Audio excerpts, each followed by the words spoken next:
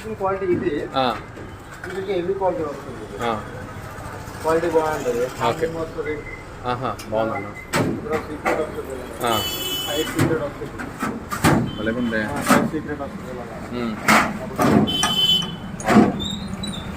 ఇది powder coating అన్నా లేకపోతే ఓకే. ఇదైతే ఎలాగ ఎంత పడుతుంది? ఇదైతే మీకు అర్థం కాకుండా 13,500 పడుతుంది.